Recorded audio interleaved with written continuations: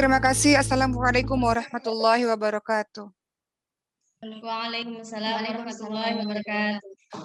Alhamdulillahirabbil alamin wa bihi nasta'in ala umuri dunya waddin. Wassalatu wassalamu ala asyrafil anbiya'i wal mursalin wa ala alihi wa sahbihi ajma'in. Amma ba'du. Rabbi shrah li sadri wa yassir li amri wahlul 'uqdatam min lisani yafqahu qawli. Yang hormati seluruh pengasuh, Maskal Hufaz, Manda Ayu, Umi Dela, Ustadz Ramdan, Musyrifat, Musyrif, Asatid, para ustadzat, murid-murid, santri-santri, dan seluruh teman-teman dimanapun berada. Masya Allah, senang sekali di hari Jumat ini kita kembali bertemu, kita kembali saling menyapa secara virtual, dan hari ini pembahasan yang cukup penting karena kita membahas mengenai ukhuwah Islamiyah, teman-teman sekalian. Pembahasan mengenai ukhuwah Islamiyah. Baik, teman-teman semua, kita mulai mengenai ukhuwah Islamiyah ini. Tentunya ukhuwah Islamiyah tidak asing terdengar di telinga kita. Bagaimana kita memang diminta untuk terus senantiasa menjaga persaudaraan Islam karena Allah ini. Ketika kita membahas mengenai ukhuwah Islamiyah, teman-teman sekalian, sadarkah bahwa ternyata ukhuwah itu biasanya dan turunannya itu di dalam Al-Quran itu nanti digandengkan dengan iman, Islam, atau mukmin. Jadi perkataan-perkataan ukhuwah Islamiyah itu bahkan tidak hanya di Quran, tapi di dalam beberapa keterangan, kata-kata ukhuwah itu biasanya digandengkan dengan iman, erat kaitannya dengan Islam, erat kaitannya dengan mukmin. Dan ukhuwah ini sendiri, teman-teman sekalian, sebenarnya adalah salah satu dari 3 unsur kekuatan yang menjadi karakteristik masyarakat Islam di zaman Rasul. Jadi di zamannya Rasul itu Rasulullah SAW menekankan pada beberapa poin untuk menjadikan masyarakat Islam kuat. Apa saja itu? Rasul mementingkan yang pertama tentu saja adalah kekuatan iman dan akidah. Yang kedua, Rasul mementingkan yang namanya kekuatan ukhuwah dan ikatan hati. Makanya teman-teman biasanya zikir pagi petang itu selalu berdoa agar Allah senantiasa mengikat hati-hati kita kan. Kemudian yang ketiga, Rasul itu biasanya menekankan dengan kekuatan kepemimpinan dan senjata. Di zamannya Rasul seperti itu. Jadi kekuatan iman akidah itu nomor 1. Kemudian kekuatan ukhuwah dan ikatan hati supaya tidak tercerai-berai. Karena kalau kita bersatu, kita kuat, kita kokoh, maka Islam semakin jaya. Sebaliknya, kalau kita bercerai-berai, maka Islam semakin lemah. Dan kemudian yang ketiga adalah kekuatan kepemimpinan dan senjata. Itu 3 unsur kekuatan yang menjadi karakteristik di zaman Rasulullah SAW. Sebelum Uma mulai pada hari ini, Uma akan memulai ukhuwah Islamiyah ini dengan menceritakan sedikit kisah yang terjadi pada sahabat Muhajirin dan juga Ansor. Teman-teman tahu Rasulullah SAW itu berdakwah di kota Makkah selama 13 tahun. Dan dakwahnya menghadapi kesulitan yang luar biasa. Dakwah ditolak, bahkan para sahabat-sahabat disiksa, terutama dari golongan budak, seperti Bilal bin Rabah misalnya, atau Sumayyah yang syuhada pertama wanita, dan yang lain-lain, menghadapi kesulitan yang luar biasa. Sampai akhirnya Rasulullah SAW memutuskan untuk berhijrah ke Yathrib, Madinah, untuk melanjutkan dakwah. Boleh di-mute dulu sebentar. Di kota Yathrib, Madinah, Rasulullah SAW melanjutkan dakwah selama 10 tahun di sana. Nah, kalau kita mengatakan sahabat muhajirin, artinya orang-orang yang berhijrah dari Mekah ke Madinah itu adalah orang-orang muhajirin. Dan kalau kita sebut orang Ansor, orang-orang penolong ini adalah mereka orang-orang yang ada di Yathrib atau di Madinah. Jadi Rasulullah SAW kita lihat mempersaudarakan antara orang-orang muhajirin dan orang-orang Ansor. Pada saat itu orang-orang muhajirin tentu saja menghadapi kesulitan. Bayangkan mereka harus berhijrah meninggalkan kampung halamannya. Seringkali tidak bawa harta, berpisah dari orang yang dicintainya, kehilangan orang-orang yang disayanginya. Dalam keadaan sulit, mereka berhijrah karena iman, karena Rasulullah SAW dan karena Allah Subhanahu Wa Taala. Maka Rasul mempersaudarakan antara orang-orang Mekah, muhajirin dengan orang-orang Yathrib, Madinah, teman-teman sekalian. Teman-teman lihat dalam surah Al-Hasyr ayat 9, di situ dijelaskan. Dalam surah Al-Hasyr ayat 9, Allah Subhanahu wa taala berfirman yang artinya, dan orang-orang Ansor yang telah menempati kota Madinah dan menempati keimanan, atau orang-orang Ansor beriman sebelum kedatangan orang-orang Muhajirin. Orang-orang Ansor mencintai orang-orang yang berhijrah. Orang-orang Ansor mencintai orang-orang Muhajirin. Dan orang-orang Ansor tidak menaruh keinginan dalam hati mereka terhadap apa-apa yang diberikan kepada mereka. Mereka mengutamakan orang-orang Muhajirin. Orang-orang Ansor mengutamakan orang-orang Muhajirin atas diri mereka sendiri, sekalipun mereka dalam keadaan susah.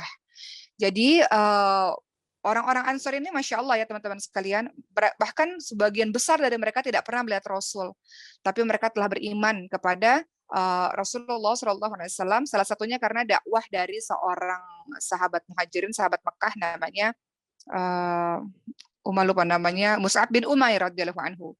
Mus'ab bin Umair radhiyallahu anhu itu adalah salah seorang yang sangat berjasa mendakwahkan Islam. Bahkan sebelum Rasul sampai ke Madinah, orang-orang di Madinah, orang-orang di Yathrib sudah memeluk agama Islam. Jadi orang-orang Ansor ini sangat mencintai orang-orang Muhajirin. Bahkan mereka bersedia agar rumah mereka ditempati oleh orang-orang Muhajirin. Dan pada saat itu jumlah orang-orang Muhajirin, jumlah orang-orang Mekah yang pindah ke Yathrib, pindah ke Madinah itu sangat banyak. Mereka tidak memiliki perbekalan yang cukup, mereka tidak punya tempat tinggal, mereka meninggalkan keluarga mereka, harta mereka, mereka pergi ke sebuah tempat yang tidak dikenal dan tidak pernah mereka datangi sebelumnya. Bayangkan. Maka Rasulullah tadi memberikan solusi terbaik, yaitu solusinya apa? Mempersaudarakan orang Muhajirin dengan orang Ansor atas nama ukhuwah Islamiyah. Ukhuwah Islamiyah, teman-teman sekalian. Kemudian kita lihat bahwa ternyata sikapnya orang-orang Ansor lebih mementingkan orang-orang Muhajirin di atas kepentingan mereka sendiri. Ya, tadi dalam surah Al-Hasyr ayat 9, Allah Subhanahu wa taala berfirman yang artinya orang-orang Ansor tidak menaruh keinginan dalam hati mereka terhadap apa-apa yang diberikan kepada orang-orang Muhajirin. Mereka mengutamakan orang-orang Muhajirin atas diri mereka sendiri. Kita lihat contohnya orang Ansor dan orang Muhajirin yang yang Rasulullah SAW saudarakan adalah Sa'ad bin Rabi al-Ansori dengan Abdurrahman bin Auf radhiyallahu anhu. Pernah dengar kisahnya? Abdurrahman bin Auf ini siapa? Orang yang kaya raya luar biasa. Pembisnis hebat kaya raya. Tapi ketika masuk Islam, berhijrah ke Madinah, itu tidak membawa sepeser harta pun.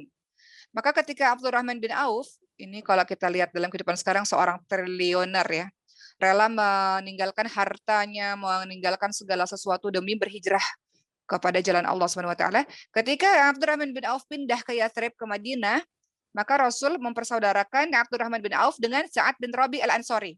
Maka Sa'ad bin Rabi al-Ansori ini terkenal kisahnya ya, kemudian akhirnya memberikan setengah hartanya untuk Abdurrahman bin Auf dan bahkan hendak menceraikan istrinya untuk diberikan kepada Abdurrahman bin Auf karena istrinya Sa'ad bin Rabi kan ada lebih dari satu, jadi berniat untuk menceraikan istrinya agar Abdurrahman bin Auf punya istri dan memberikan setengah hartanya, bayangkan, setengah hartanya untuk sahabat Ansor. Tapi lihat apa yang dilakukan oleh Abdurrahman bin Auf, tunjukkanlah saya jalan ke pasar. Jadi bukannya menerima pemberian yang sangat besar itu, tapi justru ada maruah dalam dirinya, ada harga diri pada diri seorang Abdurrahman bin Auf, minta untuk menunjukkan jalan ke pasar supaya bisa berusaha, bisa berikhtiar. Ya, jadi kita di sini bisa mendapatkan pembelajaran teman-teman sekalian dari kisah persaudaraannya orang-orang Muhajirin dan orang-orang Ansor. Kita belajar bahwa ketika kita dalam keadaan yang berada, dalam keadaan yang cukup, maka bersifat mendahulukan orang lain atas diri sendiri. Itsar ya, mendahulukan orang lain atas diri sendiri, maka itu diutamakan. Dalam hal duniawi, tapi kalau dalam hal ibadah ya harus kita duluan. Tapi kalau dalam hal duniawi, maka mendahulukan saudara kita atas kepentingan diri sendiri, itu sifat yang diutamakan. Sebaliknya, di satu sisi, Waalaikumsalam warahmatullahi wabarakatuh. Dilanjutkan ya. Sementara di satu sisi, itu sifatnya orang Ansor, lihat ya, bagaimana mereka berupaya untuk mendahulukan kepentingan saudaranya. Tapi lihat di satu sisi sikapnya orang-orang Muhajirin, salah satunya sifat Abdurrahman bin Auf, bahwa dalam keadaan tidak ada, maka mereka bersifat ifah, bersifat menjaga kehormatan diri. Jadi di satu sisi kita harus punya sifat mendahulukan kepentingan orang lain, di satu sisi kita punya sifat untuk kita menjaga kehormatan diri. Kalau sekalinya masih bisa berusaha sendiri, kita akan berusaha sendiri. Seperti yang dilakukan oleh Abdurrahman bin Auf, beliau menghargai pemberian dari saudaranya, yaitu Sa'ad bin Rabi al-Ansori, tapi beliau akhirnya mengatakan tunjuki saya jalan ke pasar, karena beliau mau ikhtiar. Jadi indahnya persaudaraan seorang muslim ya teman-teman sekalian. Contoh mendahulukan kepentingan saudara atau mendahulukan kepentingan sesama muslim atau teman-teman kita sendiri, ini juga pernah terjadi di zamannya Rasul ketika pada saat itu ada seorang suami, istri, dan anak di dalam sebuah rumah dan mereka hendak makan pada saat itu, tiba-tiba datang tamu. Tamunya ini dari jauh. Mereka hendak makan tapi mereka tahu tamunya ini lapar. Akhirnya makanan itu, apa yang dilakukan? Makanan itu akhirnya diberikan kepada sang tamu. Mereka mendahulukan kepentingan saudaranya di atas kepentingan sendiri. Padahal pada saat itu mereka hendak makan, anak-anak mereka hendak makan, tapi mereka memberikan makanan tersebut kepada tamu itu. Ini bagian yang indah ya. Coba kita lihat dalam kehidupan kita sekarang, terutama di daerah perkotaan. Mungkin kalau daerah pedesaan kita masih lihat adanya saling tolong menolong, gotong royong. Tapi sebagian kita lihat di daerah perkotaan sudah mulai individualistik ya. Teman-teman tinggal di Bintaro nih yang sebagian besar teman-teman Mas Nufas Pusat daerah-daerah perkotaan ya. Jadi sebagian hidup masing-masing. Tapi ternyata Islam mengajarkan kita untuk saling gotong royong, saling peduli sebagaimana tadi Uma kisahkan cerita orang-orang Ansor dan orang-orang Muhajirin, Masya Allah. Kemudian setelah tadi Uma bercerita masalah itu, sekarang kita akan lihat tentang keutamaan dari ukhuwah Islamiyah. Apa sih keutamaan ukhuwah Islamiyah itu? Yang pertama adalah orang-orang yang menjaga ukhuwah Islamiyah, persaudaraan Islam, persaudaraan karena Allah Subhanahu wa taala, maka keutamaan yang pertama adalah dia akan merasakan lezatnya iman. Teman-teman tahu nggak lezatnya iman itu apa? Ketika teman-teman ibadah, teman-teman akan merasa nikmat ibadahnya. Kadang kalau kita sholat, kita mau buru-buru, kadang kita ngerasa nggak nikmat, kadang kita baca Quran, kadang kita ngerasa nggak nikmat. Tapi kalau kita sudah merasakan lezatnya iman, maka setiap ibadah yang kita lakukan akan menjadi lezat teman-teman sekalian. Ibadah yang kita lakukan akan menjadi nikmat. Keutamaan ukhuwah Islamiyah yang pertama adalah merasakan lezatnya iman. Hal ini berdasarkan sabda Rasulullah SAW dalam hadis riwayat Bukhari. Ada 3 golongan yang dapat merasakan manisnya iman. Kalau teman-teman mau merasakan manisnya iman, kalau teman-teman mau merasakan lezatnya iman, lezatnya beribadah kepada Allah Subhanahu wa taala, nikmatnya ibadah kepada Allah Subhanahu wa taala. Karena kalau kita sudah merasakan manisnya iman, kita akan merasakan nikmatnya ibadah. Kalau kita sudah merasakan nikmatnya ibadah, kita akan mau berlama-lama ibadah. Ada 3 golongan yang mendapatkan manisnya iman kata Rasul. Yang pertama, orang yang mencintai Allah dan Rasulnya lebih dari mencintai dirinya sendiri. Dia mencintai Allah dan Rasulnya lebih dari dia mencintai dirinya sendiri. Contohnya siapa? Nabi Ibrahim alaihissalam.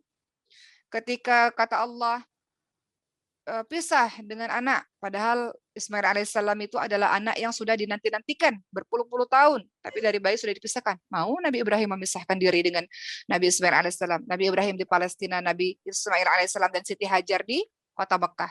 Setelah sudah mulai beranjak besar, tiba-tiba Allah berfirman lagi, Allah memerintahkan lagi sembelih Ismail.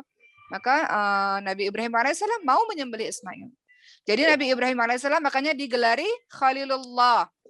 Khalilullah, kekasihnya Allah. Kenapa? Karena mengutamakan Allah dan Rasulnya, Allah Subhanahu wa taala dibanding dengan kecintaan terhadap anak maupun yang lain-lain. Dan itu susah, ya, itu tidak mudah. Boleh tolong di-mute dulu teman-teman sekalian.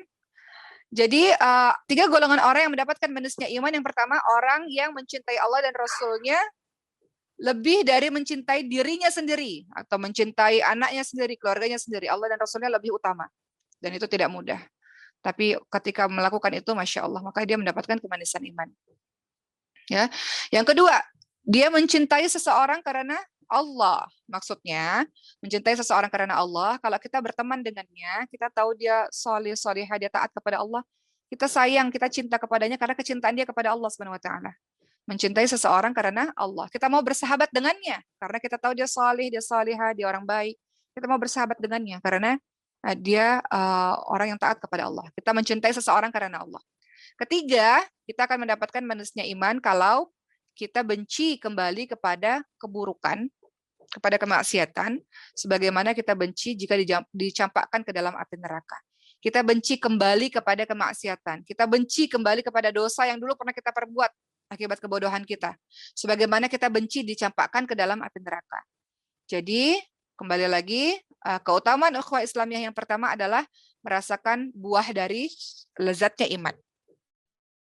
Orang-orang yang menjaga ukhuwah Islamiyah, kita bersaudara karena Allah, kita bersahabat bukan karena kepentingan dunia. Teman-teman bersahabat bukan karena popularitasnya si orang itu. Orang-orang bersahabat dengan orang itu bukan karena hartanya, bukan karena jabatannya, bukan karena ada maunya, tapi teman-teman semua bersahabat karena kecintaan kepada Allah, maka akan mendapatkan manisnya iman. Yang kedua, keutamaan orang-orang yang menjaga ukhuwah Islamiyah. Dia akan senantiasa berada dalam naungan cinta Allah Subhanahu wa taala. Berada dalam naungan cinta Allah Subhanahu wa taala. Dalam hadis surat Muslim disebutkan Allah Subhanahu wa taala berfirman, "Di mana orang-orang yang saling mencintai karenaku, maka hari ini di akhirat aku menaungi mereka dengan naungan yang tidak ada naungan kecuali naunganku." Jadi orang-orang yang saling mencintai karena Allah, manfaat yang kedua adalah berada dalam naungan Allah di akhirat. Perbuatan yang mungkin kita rasa kita nggak sadar ya, ternyata itu membawa efek besar bahwa Allah menaungi kita, Allah melindungi kita di akhirat. Sebagaimana kita melindungi persahabatan kita di dunia. Kita lihat lagi dalam hadis yang lain, hadis riwayat Muslim. Rasulullah Shallallahu Alaihi Wasallam bersabda, ada seseorang yang mengunjungi saudaranya di desa. Di tengah perjalanan, Allah mengutus malaikat. Dan malaikat itu bertanya kepada sang pemuda itu, mau kemana? Maka orang itu pun menjawab, saya mau mengunjungi saudara saya di desa ini. Malaikat bertanya, apakah kamu mengunjungi saudaramu karena ada maunya? Apakah kamu mengunjungi saudaramu karena kamu akan mendapatkan keuntungan darinya? Kemudian orang itu menjawab, tidak. Aku mengunjunginya hanya karena aku mencintainya karena Allah. Aku mengunjunginya bukan mau apa-apa, tapi aku mengunjunginya karena kecintaan. Aku mencintainya karena Allah. Karena dia orang saleh, dia orang baik. Aku mencintainya karena Allah. Maka malaikat pun berkata, sungguh utusan Allah yang diutus padamu ini memberi kabar untukmu bahwa Allah mencintaimu sebagaimana engkau mencintai saudaramu karenanya. Allah mencintaimu sebagaimana engkau mencintai saudaramu karena Allah. Makanya kalau kita bilang uhibbuki fillah, uhibbuka fillah, uhibbukum fillah, aku mencintaimu karena Allah, maka kita balas semoga Allah mencintaimu yang telah mencintai saya karenanya. Begitu ya teman-teman sekalian. Berikutnya yang ketiga, apa sih keutamaan menjaga ukhuwah Islamiyah selain tadi mendapat naungan Allah di akhirat? Kemudian yang ketiga adalah menjadi ahli surga di akhirat kelak. Ternyata menjaga ukhuwah Islamiyah itu kita bisa mendapatkan posisi menjadi ahli syurga.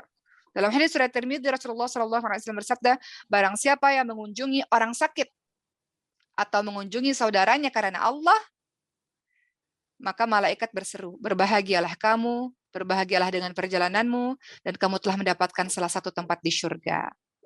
Jadi kalau teman-teman saling mengunjungi satu sama lain, bukan karena kepentingan duniawi, tapi karena ingin merajut tali persaudaraan karena Allah, maka Rasul bersabda tadi, kamu telah mendapatkan salah satu tempat di syurga. Yang keempat, teman-teman sekalian, apa sih manfaat dari ukhuwah Islamiyah? Yang keempat, manfaat dari ukhuwah Islamiyah adalah bersaudara karena Allah adalah sebuah amal mulia dan mendekatkan diri kepada Allah. Ternyata menjaga persaudaraan karena Allah itu adalah sarana kita mendekatkan diri kepada Allah Subhanahu wa taala. Dijelaskan dalam hadis riwayat Imam Al-Munziri, Rasulullah pernah ditanya tentang derajat iman yang paling tinggi. Maka Rasul menjawab, derajat iman yang paling tinggi adalah hendaklah kamu mencintai dan membenci karena Allah. Mencintai dan membenci karena Allah itu maksudnya apa? Mencintai karena Allah karena dia berbuat amal saleh, membenci karena Allah, kita benci perilakunya karena dia maksiat kepada Allah Subhanahu wa taala. Hendaklah kamu mencintai dan membenci karena Allah. Kemudian Rasul ditanya lagi, selain itu apa lagi Rasul derajat iman tertinggi itu selain membenci dan mencintai karena Allah? Maka Rasul menjawab, hendaklah kamu mencintai orang lain sebagaimana kamu mencintai dirimu sendiri. Dan hendaklah kamu membenci orang lain sebagaimana kamu membenci bagi dirimu sendiri. Ya, jadi Rasul ingatkan, hendaklah kamu mencintai orang lain sebagaimana kamu mencintai dirimu sendiri. Kita kan sangat cinta pada diri kita sendiri kan.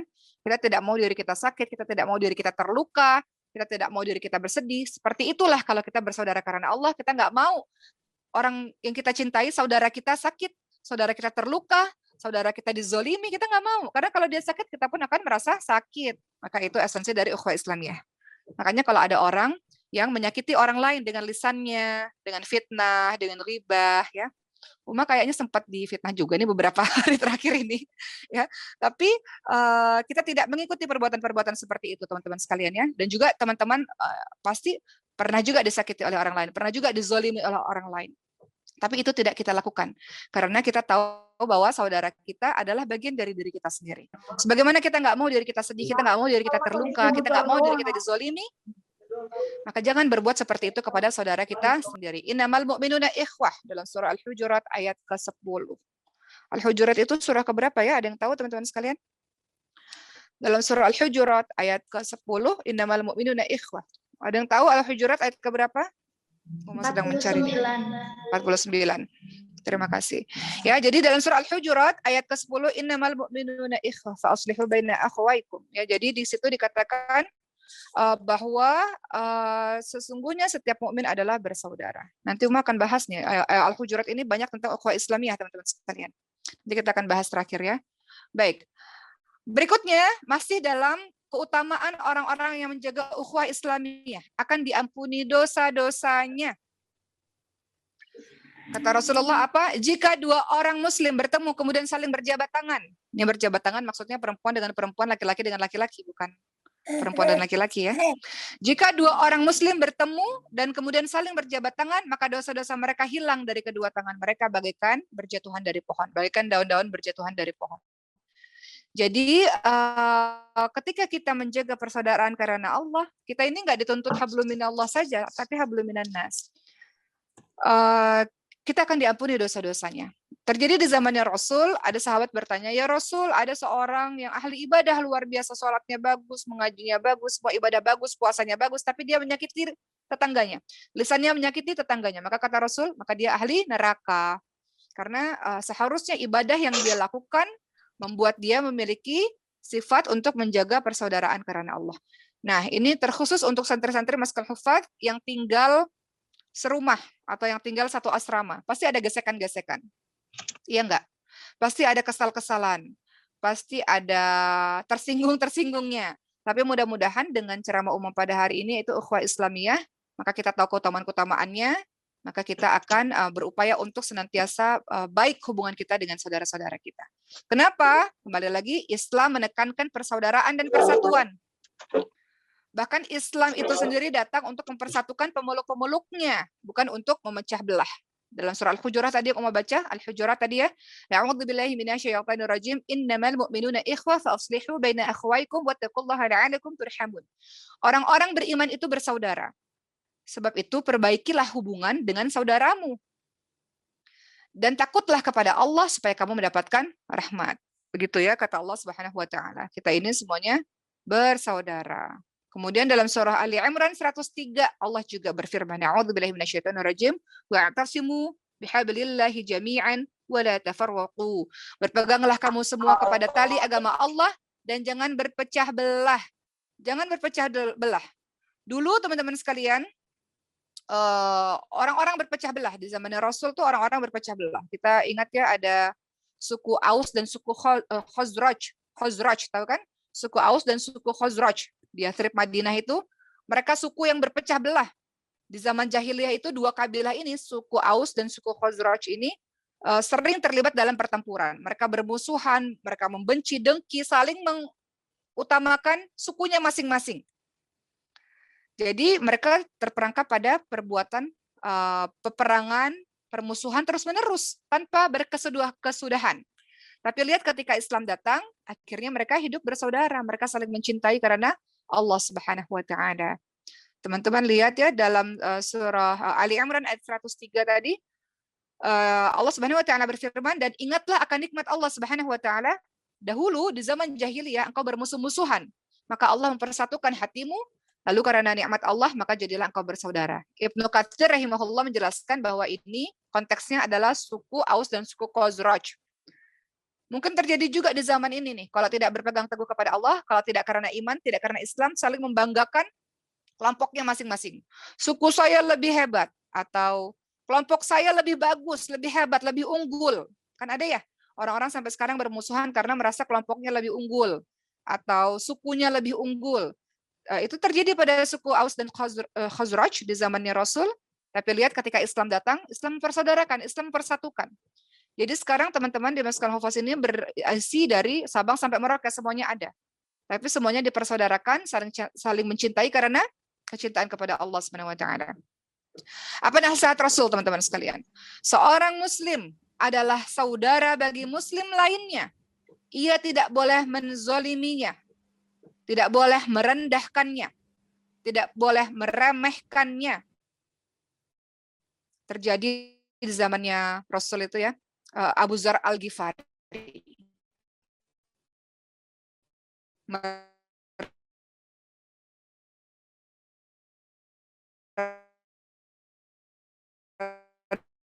Merendahkan Bilal bin Rabah radhiyallahu anhu, sedang marah, kadang-kadang keluar kalimat-kalimat yang tidak baik. Begitu pula dengan kita. Kita kadang kalau kita kesel atau umat kesel pada Rasul dan Rasul marah, tanda-tanda kejahiliahan. Kenapa? Karena ada kata-kata seperti itu yang meremehkan saudaranya sendiri. Maka pada saat itu Abu Dzar Al-Ghifari meminta maaf kepada Bilal bin Rabah. Kembali kita pada perkataannya Rasul. Seorang muslim adalah saudara bagi muslim lainnya. Ia tidak boleh menzaliminya. Dia tidak boleh merendahkannya. Tidak boleh meremehkannya. Takwa itu ada di sini, kata Rasul. Menunjuk dadanya sebanyak 3 kali. Cukuplah seseorang dikatakan buruk bila meremehkan saudaranya sesama muslim. Seorang muslim terhadap muslim lainnya haram darahnya, haram kehormatannya, dan haram hartanya. Hadis riwayat Muslim. Maksudnya, seorang muslim dengan muslim lainnya jangan diganggu, jangan engkau tumpahkan darahnya, jangan engkau ganggu kehormatannya, dan jangan engkau ambil hartanya, jangan engkau ganggu hartanya. Jadi kata Rasul, takwa itu ada di sini. Jadi orang-orang bertakwa itu dia tidak akan pernah melukai saudaranya. Juga pesan Rasul lainnya dalam hadis riwayat muttafaqun alaih, kata Rasul, la tabaghadu, kata Rasul, janganlah kalian saling membenci. Wala tahasadu, wala tadabaru, wa kunu ibadallah ikhwanan. Janganlah kalian saling membenci. Janganlah kalian saling mendengki. Jangan kalian saling membelakangi. Jadilah kalian saudara-saudara, hamba-hamba Allah yang bersaudara. Kata Rasul, jangan saling membenci. Kita ini kadang manusia biasa, umat juga manusia biasa, kadang kita kesel, kita nggak suka, kita benci sama saudara kita. Maka kita minta kepada Allah Subhanahu wa taala untuk bersihkan hati kita. Kan ba'da Ramadan ini ada halal bihalal ya. Ini halal bihalal ini kan adat istiadatnya orang Indonesia. Kita sudah bahas kemarin. Halal bihalal itu salah satu maksudnya adalah saling memaafkan satu sama lain. Jangan saling membenci. Minta sama Allah kekuatan untuk bisa membersihkan hati kita kalau kita masih benci sama orang lain. Jangan saling mendengki. Dengki itu apa, teman-teman sekalian? Susah lihat orang lain senang, senang lihat orang lain susah. Dengki, iri. Kenapa ya dia bisa dapat nikmat seperti itu? Bahkan lebih parah lagi, kita mau nikmat itu hilang darinya, lenyap daripadanya. Dengki. Makanya dalam surah Al-Falaq kita diminta sama Allah berlindung pada Allah dari orang-orang yang hasad, orang-orang yang dengki. Nggak perlu saling dengki, teman-teman sekalian. Rezeki itu sudah sesuai dengan porsinya masing-masing. Coba Uma yakin di antara teman-teman santri di sini pasti ada beberapa orang yang kayaknya hidupnya aman, hidupnya damai aja. Kenapa? Karena dia tidak saling dengki. Dia nggak repot dengan nikmat orang lain. Orang lain dapat kebahagiaan, orang lain dapat kenikmatan. Karena memang itu takaran rezekinya, nggak usah repot. Rezeki tidak pernah tertukar. Jadi nggak perlu kita dengki dengan kenikmatan yang Allah berikan kepada orang lain. Kata Rasul, jangan kalian saling benci, jangan kalian saling dengki, jangan kalian saling membelakangi. Jadilah kalian hamba-hamba Allah yang saling bersaudara. Bahkan kalau kita lihat teman kita, sahabat kita dapat kenikmatan, kita turut berbahagia.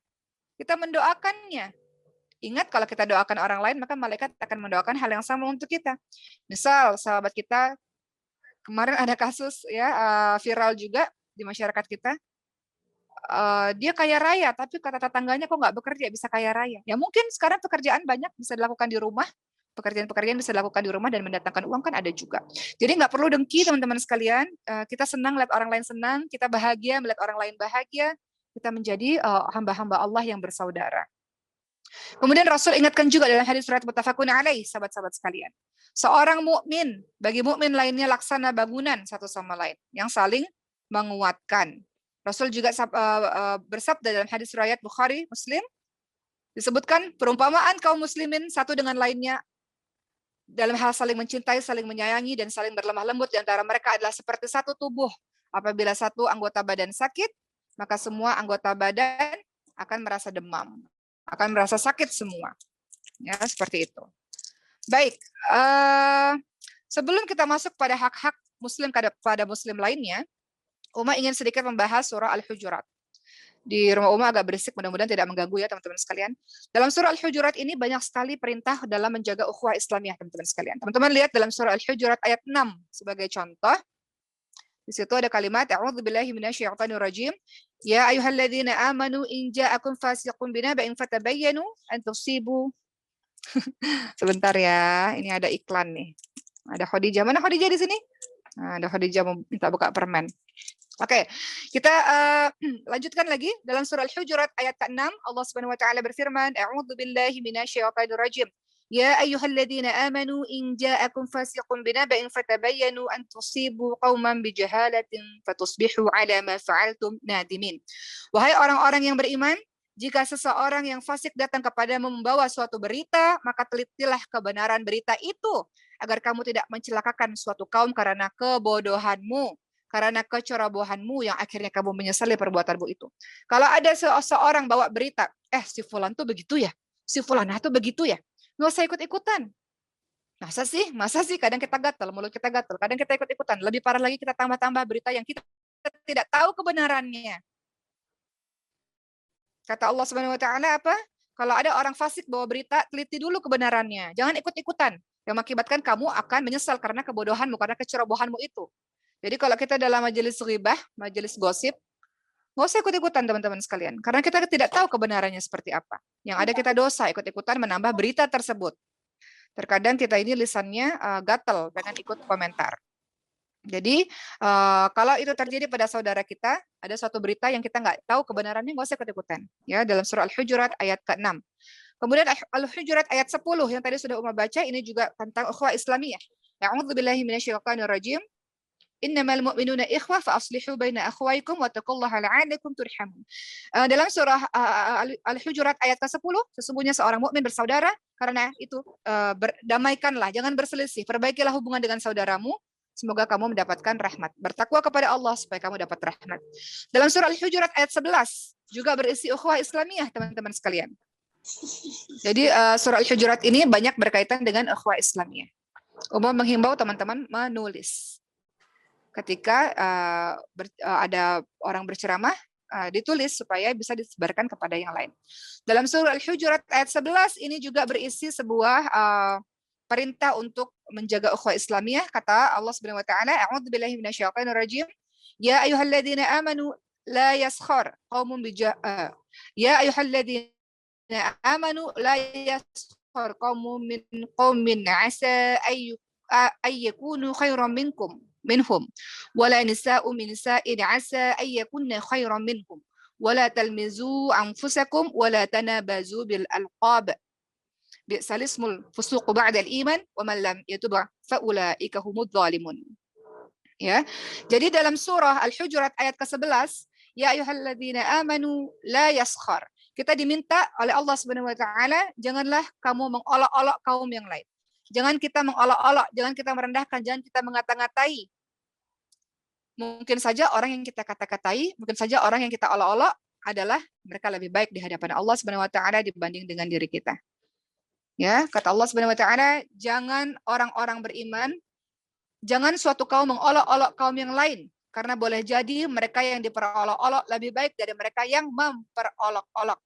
Dan jangan pula perempuan-perempuan memperolok-olok perempuan lain, karena boleh jadi perempuan-perempuan yang diperolok lebih baik dari perempuan yang mengolok-olok. Janganlah kamu saling mencela satu sama lain. Jangan saling memanggil dengan gelar-gelaran yang buruk. Seburuk-buruk panggilan adalah panggilan yang buruk setelah beriman. Dan barang siapa yang tidak bertaubat, maka itulah orang-orang yang zalim. Oma mau tanya sebelum Oma lanjutkan, apakah berisik di sini?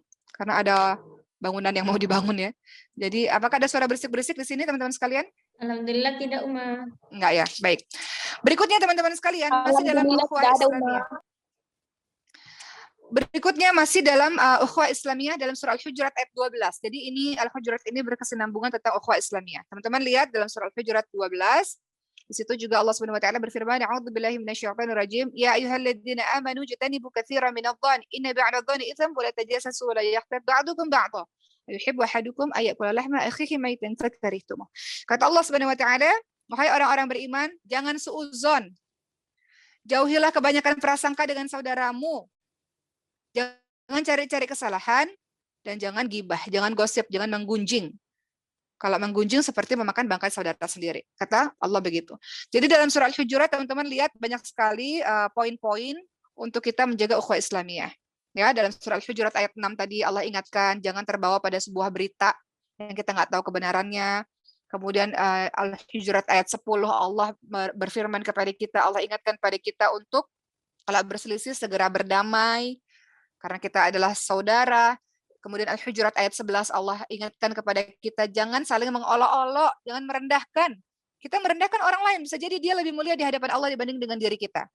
Mungkin dia lebih banyak hafalan Qur'annya, mungkin dia lebih banyak tahajudnya, lebih banyak sedekahnya. Kenapa sampai hati kita mengolok-olok dia? Sampai hati kita jelek-jelekkan dia. Yang keempat dalam surah Al-Hujurat 12 kata Allah jangan suudzon, jangan prasangka buruk kepada saudara kita. Jangan cari-cari kesalahan saudara kita. Dan jangan gosip, jangan menggunjing. Terakhir dari Uma pada hari ini, mengenai hak-hak muslim kepada muslim lainnya. Ya, supaya kita dan Uma pribadi juga bisa mengamalkan. Dari Abu Hurairah radhiyallahu anhu, ia berkata Rasulullah sallallahu alaihi wasallam bersabda, hak muslim kepada muslim lainnya itu ada 6. Teman-teman sudah tahu ini, kita hanya kembali saling mengingatkan. Apabila bertemu, ucapkanlah salam. Saling mengucapkan salam. Salam terbaik adalah salam yang lengkap. Assalamualaikum warahmatullahi wabarakatuh. Kemudian yang kedua, apabila diundang, penuhilah undangannya. Ketiga, apabila diminta nasihat, berikan nasihat kepadanya. Yang keempat, apabila dia bersin dan dia ucapkan alhamdulillah, maka kita ucapkan yarhamukallah, yarhamukallah. Kita ucapkan yarhamukallah. Yang keempat, apabila dia bersin dan dia mengucapkan alhamdulillah, kita ucapkan yarhamukallah. Yang kelima, apabila dia sakit, jenguk dia. Keenam, apabila dia meninggal dunia, maka kita iringi jenazahnya sampai ke pemakaman. Dalam hadis riwayat Muslim. Jadi 6 hak muslim ya kepada muslim lainnya. Yaitu pertama, apabila bertemu ucapkan salam. Kedua, apabila diundang penuhi undangannya. Ketiga, apabila diminta nasihat, kasih nasihat kepadanya. Keempat, kalau dia bersin dia ucapkan alhamdulillah, kita ucapkan yarhamukallah, yarhamukallah, yarhamukallah. Yang kelima, apabila dia sakit maka jenguklah dia. Yang keenam, apabila dia meninggal dunia, maka iringilah jenazahnya. Uma sedikit mau bahas beberapa poin ini. Mengenai salam, ucapkan salam. Ucapan salam itu tentu lebih baik daripada selamat pagi, selamat siang, selamat sore, good morning, dan sebagainya. Kenapa? Karena dalam kita ucapkan salam, Assalamualaikum warahmatullahi wabarakatuh, sesungguhnya kita mendoakannya agar terhindar orang tersebut dari penyakit, kejelekan, maksiat, selamat dari neraka. Jadi Assalamualaikum itu bukan hanya sekedar salam, tapi dia berupa doa. Makanya kita dianjurkan untuk mengucapkan salam. Dan juga ucapan salam itu adalah rahmat, doa rahmat supaya orang tersebut mendapatkan kebaikan. Jadi ternyata kita nggak sadar dalam ucapan salam kita, Assalamualaikum warahmatullahi wabarakatuh itu berisi banyak sekali doa-doa. Ya, doa agar selamat, doa agar sahabat kita mendapatkan rahmat, mendapatkan kebaikan, doa supaya mendapatkan keberkahan. Itu doa-doa yang terkandung dalam ucapan salam. Kemudian kita dianjurkan untuk mengucapkan salam kepada orang yang dikenal maupun yang tidak dikenal. Sekiranya kita lihat nih teman-teman kita ada yang pakai jilbab, misalnya kita pergi ke luar negeri nih teman-teman sekalian. Uma punya pengalaman dia mau pergi ke luar negeri dan kemudian muslim minoritas, tapi kemudian di tengah jalan ketemu sama teman-teman berjilbab gitu, atau dari ciri fisiknya muslim. Kita ucapkan salam. Assalamualaikum. Kita nggak kenal pada dia, tapi kita tahu dia muslim, maka kita ucapkan salam. Maka ucapkan salam pada orang yang dikenal maupun yang tidak dikenal. Ucapkan salam. Kemudian kita juga tetap mengucapkan salam kepada siapapun, meskipun dia ahli maksiat, walaupun dia berbuat dosa banyak, selama dia Muslim, tetap kita ucapkan salam. Jadi murah kita dalam mengucapkan salam. Uma tahu santri-santri Maskulin Fos kalau ketemu tetangga-tetangga, warga-warga sekitar mengucapkan salam. Jadi jangan berlalu begitu saja. Sama orang yang dikenal, tak dikenal, ucapkan salam. Assalamualaikum Bu, Assalamualaikum Pak, Assalamualaikum. Ketemu sama siapapun, ucapkan salam. Selama kita tahu dia adalah seorang Muslim. Ya, dan ucapan salam yang paling sederhana adalah Assalamualaikum, yang paling sempurna adalah Assalamualaikum warahmatullahi wabarakatuh. Jawaban salam yang paling sederhana Waalaikumsalam, jawaban yang paling sempurna adalah Waalaikumsalam warahmatullahi wabarakatuh. Kemudian tidak boleh kita mengucapkan salam kepada non-Muslim, teman-teman sekalian. Ya, namun kalau dia duluan yang mengucapkan salam, maka kita juga menjawab, tapi jawabannya tidak lebih dari itu. Contoh, non-Muslim mengucapkan Assalamualaikum, maka kita akan jawab Waalaikumsalam. Jadi nggak boleh menjawab lebih. Tapi kalau sesama Muslim, kita jawab Waalaikumsalam warahmatullahi wabarakatuh. Lebih panjang, lebih baik.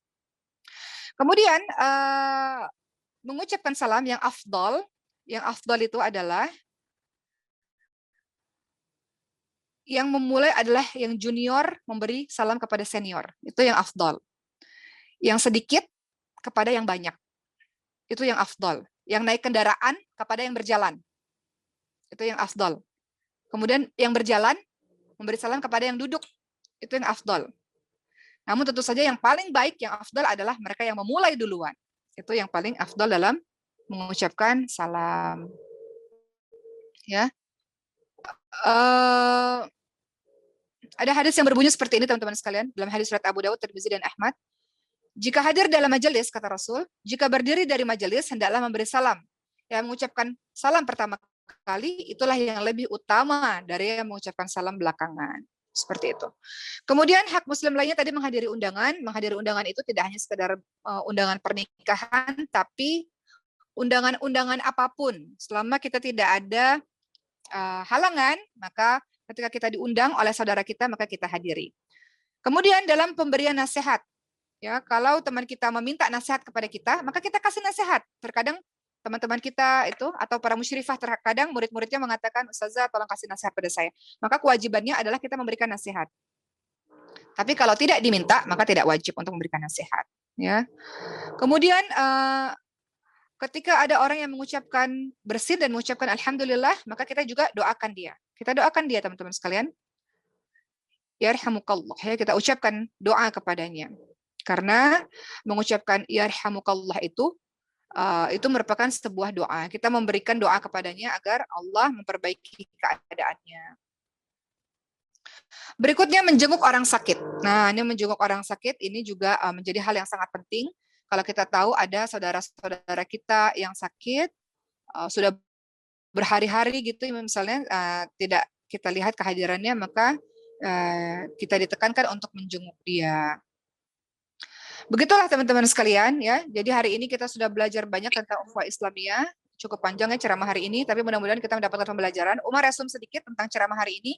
Ukhuwah Islamiyah ini biasanya akan digandingkan dengan kata-kata iman, Islam, dan mukmin. Dan ukhuwah Islamiyah ini menjadi salah satu unsur kekuatan yang dibangun oleh Rasulullah di zamannya Rasulullah. Selain kekuatan iman, akidah, kepemimpinan, tapi juga Rasulullah menekankan akan kekuatan ukhuwah Islamiyah. Kemudian ukhuwah Islamiyah kita bisa lihat dari orang-orang Ansor dan Muhajirin. Betapa orang-orang Ansor mengutamakan orang-orang Muhajirin, mengutamakan orang-orang Mekah. Mereka rela memberikan apapun untuk membantu saudaranya. Sebaliknya orang-orang Muhajirin, mereka menjaga maruah mereka. Mereka berterima kasih kepada orang-orang Ansor, tapi mereka seperti Abdurrahman bin Auf tetap mau berusaha dengan tangannya sendiri.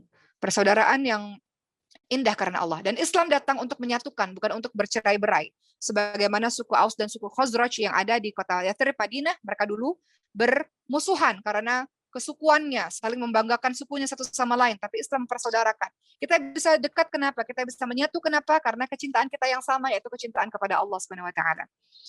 Kemudian teman-teman sekalian, kita juga sudah belajar tentang keutamaan ukhuwah Islamiyah. Bagaimana keutamaan ukhuwah Islamiyah? Yang pertama, orang-orang yang menjaga persaudaraan karena Allah, menjaga persaudaraan Islam, dia akan mendapatkan kelezatan iman. Kemudian kedua, dia akan mendapatkan naungan cinta Allah di akhirat. Kemudian dia mendapatkan atau menjadi ahli surga di akhirat kelak. Keempat, Allah akan menjadikan dia dekat kepada Allah, karena bersaudara karena Allah adalah amal mulia dan mendekatkan diri kepada Allah. Yang kelima, orang yang bersaudara karena Allah akan diampuni dosa-dosanya. Kemudian kita juga belajar dalam surah Al-Hujurat ayat 10, ayat 6, ayat 11 dan ayat 12 bagaimana Allah menginformasikan kita menjaga tali persaudaraan karena Allah Subhanahu wa taala. Dan terakhir kita belajar teman-teman sekalian, ada 6 hak yang harus kita tunaikan kepada saudara kita. Apabila bertemu, ucapkan salam pada orang yang dikenal maupun tidak dikenal. Apabila diundang, penuhi undangannya. Apabila diminta nasihat, kasih nasihat padanya. Apabila bersin, kita doakan dia. Apabila sakit, kita jenguk dia. Dan apabila dia meninggal dunia, maka kita iringi jenazahnya sampai ke pemakaman. Alhamdulillah, hari ini kita sudah selesai membahas mengenai ukhuwah Islamiyah. Mudah-mudahan setelah pembahasan ini tidak ada lagi yang bertikai berlama-lama, bermusuhan berlama-lama, berdiam-diam diri 3 hari lebih, tidak ada. Mudah-mudahan Allah jaga hati-hati kita untuk senantiasa memiliki kecintaan, karena kita punya cinta yang sama, kecintaan kepada Allah Subhanahu wa taala insyaallah. Baik, terima kasih. Umar rasa sudah cukup sekian tausiah pada kali ini. Mohon izin tidak ada pertanyaan ya, karena sekarang sudah jam 11. Mudah-mudahan apa yang Uma sampaikan bermanfaat bagi teman-teman semua. Uma serahkan kepada moderator pada hari ini. Mohon maaf lahir batin. Assalamualaikum warahmatullahi Terima wabarakatuh. kasih Uma atas ilmunya. Waalaikumsalam.